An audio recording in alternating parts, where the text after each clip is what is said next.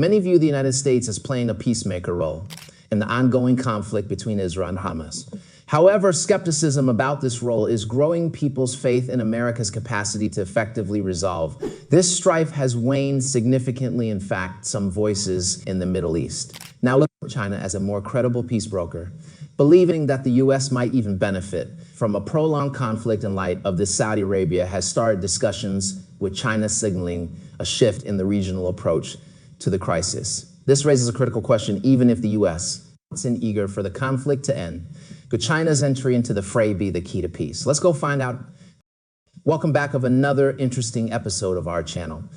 Inventive Insights makes you discover the unfolding narrative of China's inventive ventures and expanding impact across various global regions.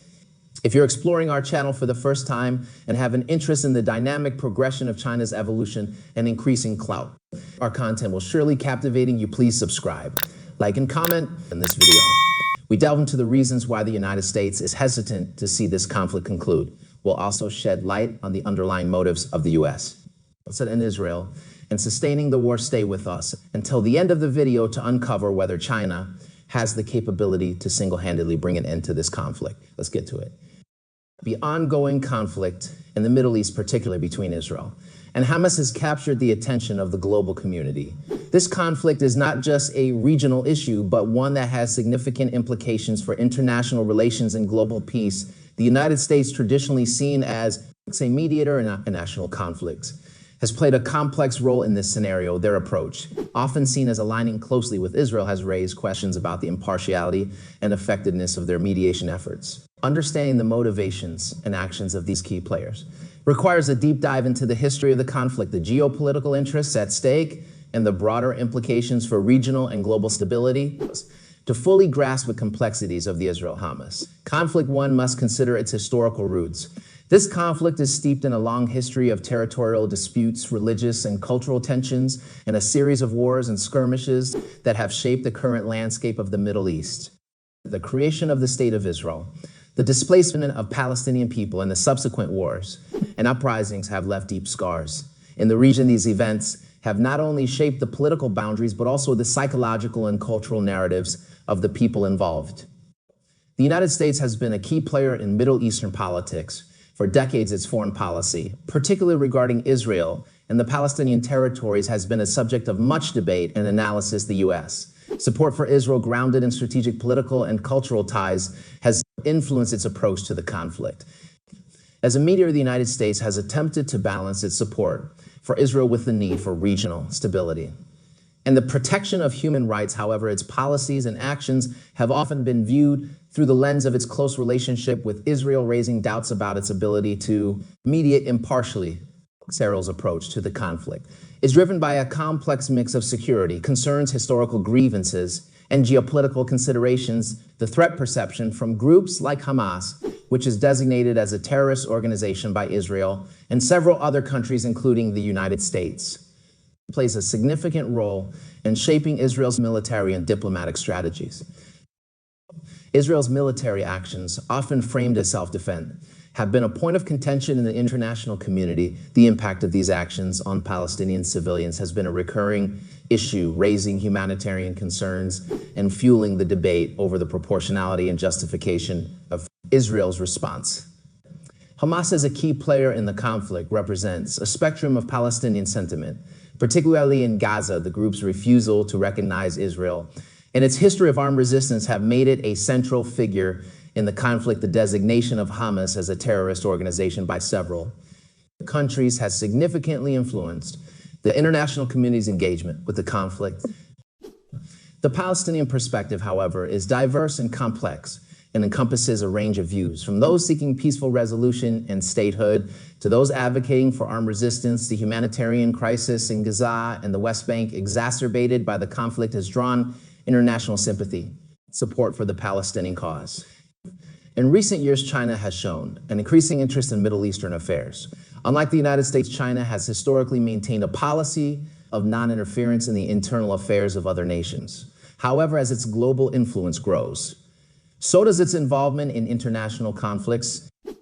China's approach to the Israel-Hamas Conflict marked by calls for ceasefire and diplomatic resolution contrasts with the more traditional approaches of the United States and its allies by positioning itself as a neutral party.